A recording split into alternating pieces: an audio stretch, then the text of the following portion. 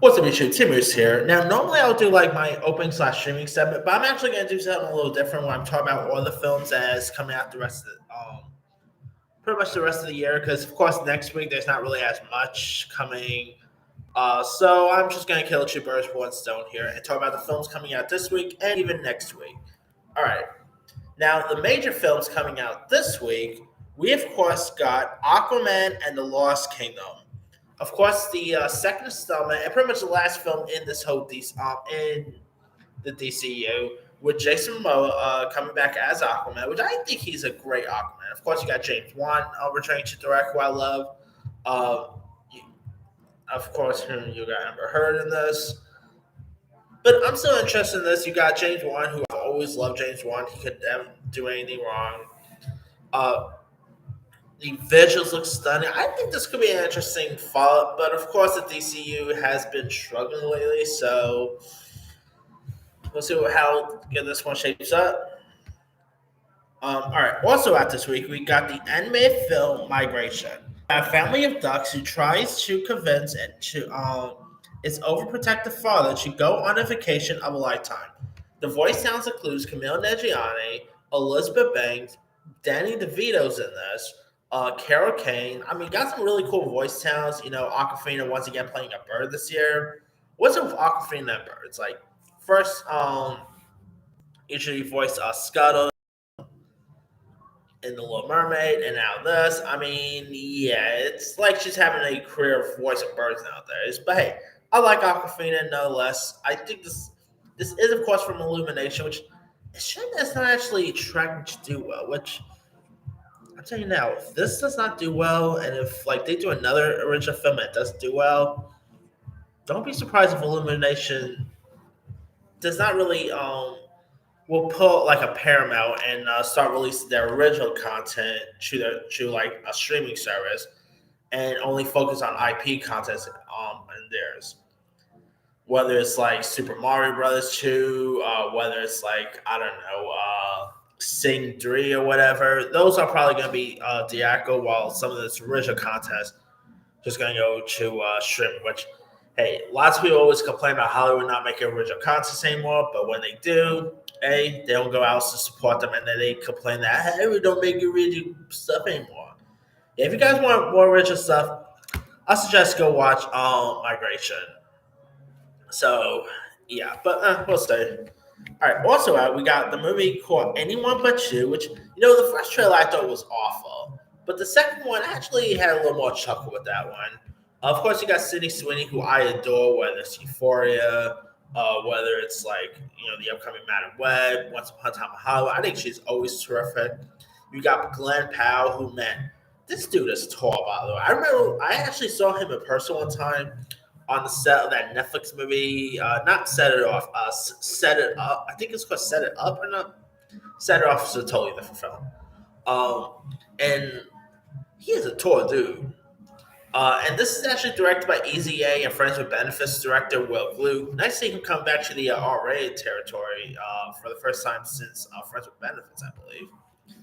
If you guys don't know much about the story of Anyone But You, despite an amazing first date, Bea and Ben's initial attraction quickly turns sour. However, when they unexpectedly find themselves on a destination wedding in Australia, they pretend to be the perfect couple to keep the appearances.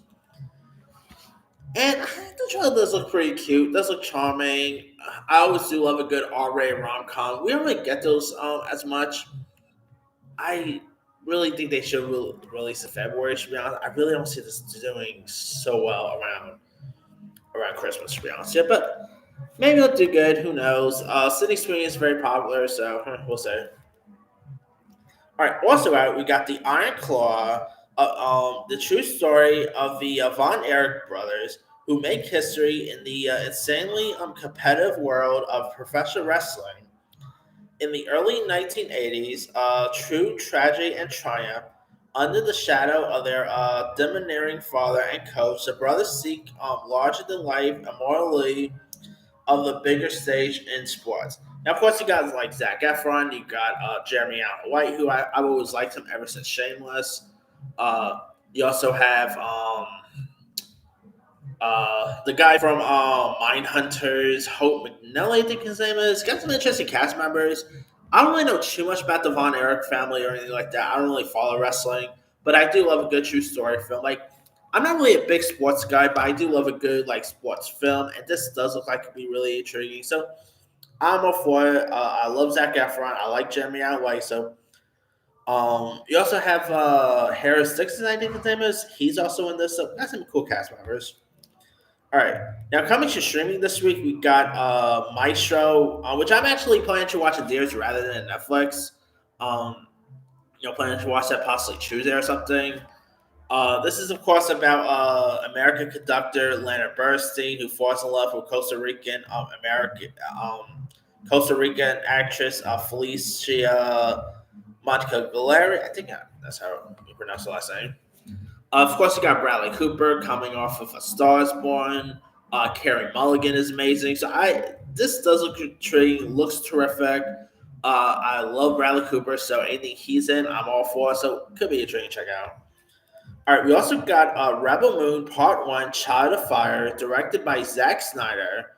When a colony on the edge of the galaxy finds itself threatened by the armies of the Tyrannical Regent Bellstars, they dispatch a young woman with a mysterious past to seek out warriors from a neighboring planets to help them take a stand. And the trailers for this has looked really cool. I love a good sci-fi adventure film. It looks intriguing. I like Zack Snyder. So you also got Sophia Boutella, who I like, Charlie Hunnam, John Manhatsu. So some decent cast members. So hopefully it could be good.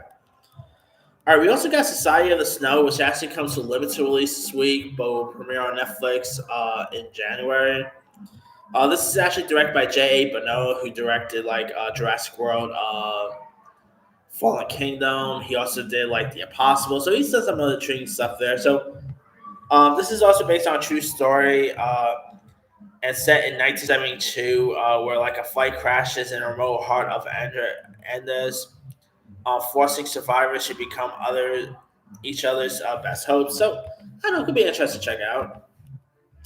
All right, we also got a movie called All of Us Strangers, directed by Andrew Hay, who is best known for directing Lean on Pete fame, 45 Years.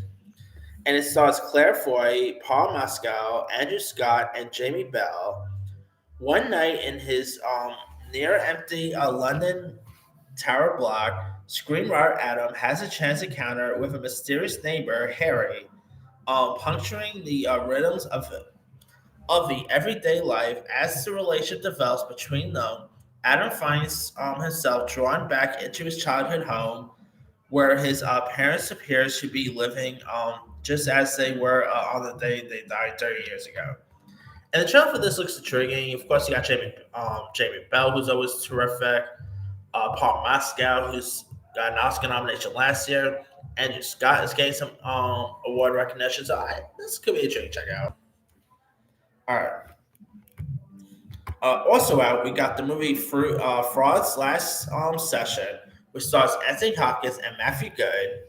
It tells a fictional meeting between C.S. Lewis, of course, the author behind Chronicles of Narnia, and Sigmund Freud, and the debate of God that follows, and discussions on the natures of the relationship with each other, people such as Freud's daughter.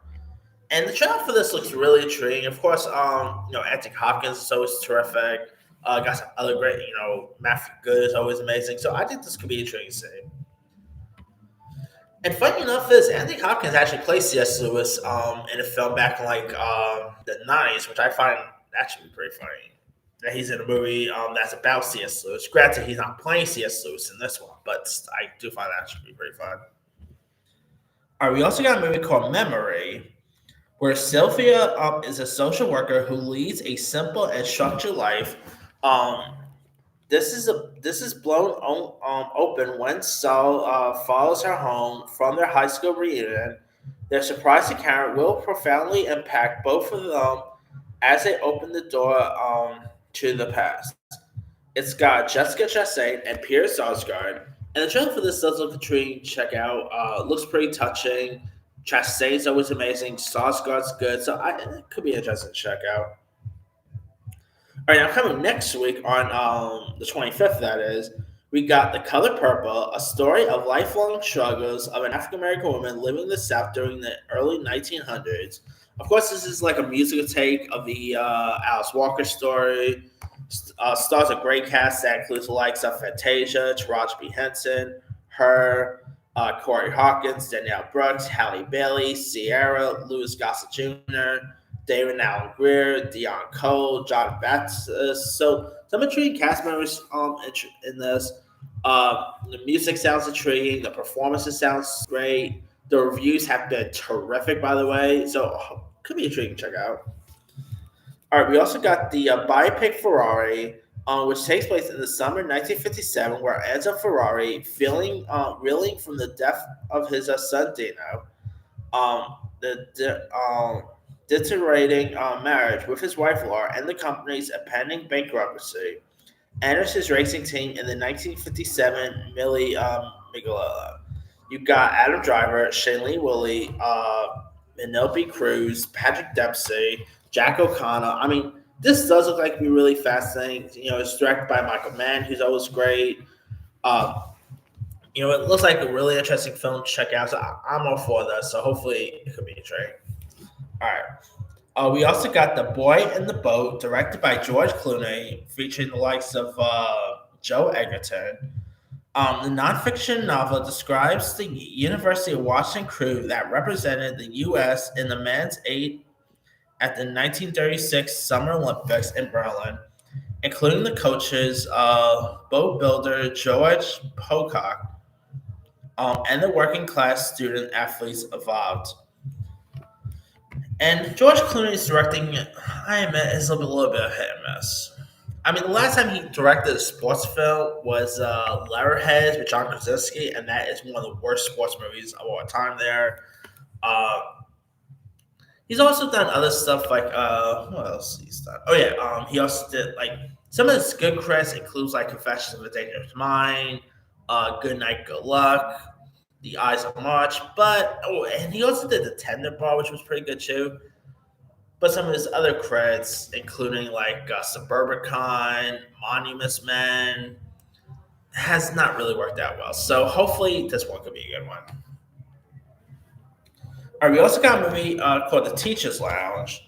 An idealistic teacher named Carla Nowak tries to solve a series of deaths at her school. And the trailer for this looks intriguing to check out. It is, of course, a foreign film, so there's that, but could be interesting to say.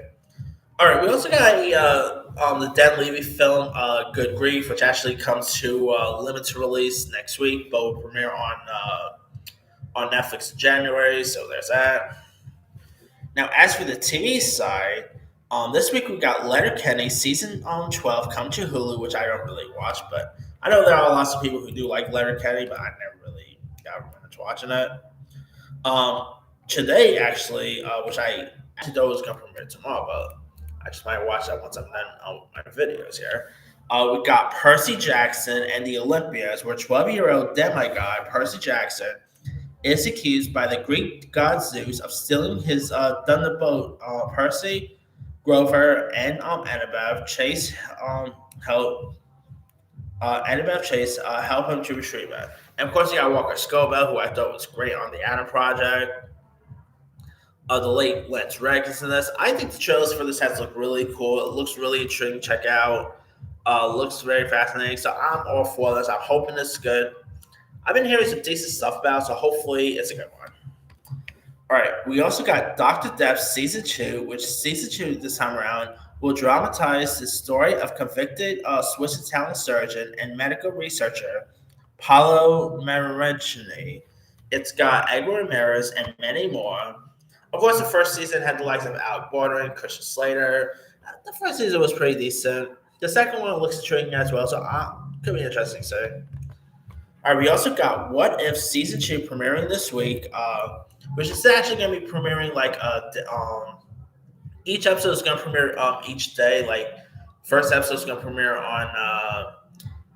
on Friday. The second one is going to premiere on Saturday, and so on. I cannot wait to check this out. I thought the first season for What If was terrific. I cannot wait to see where they're going to take this new one to. supposed to have a Christmas theme, so I'm all for that as well. So could be interesting. Say. And last but not least, another animated series coming out. We got Pokemon Conrad, Concierge, which this is supposed to be like a stop motion Pokemon anime series, which I'm all for. Anything Pokemon related, I'll just watch in a heartbeat because hey, I used to grow up watching Pokemon. It was always on my jam at the time, and I know that Pokemon nowadays could be a little bit of a mess. And this, I guess you could say, is the first major Pokemon series without Ash Ketchum, technically. Uh, like I really have a hard time imagining we're gonna see Ash Ketchum popping up somewhere. But it does look like it could be really intriguing. I mean, this is literally a Pokemon series that does not even look like it's gonna have any battles in it. You know, it looks like it's just gonna be just it's like White Lotus, but with Pokemon here, where like it's just like people a hotel full of Pokemon that are just relaxing and stuff like that. It's very interesting, like a Pokemon series that doesn't have battles or anything like that.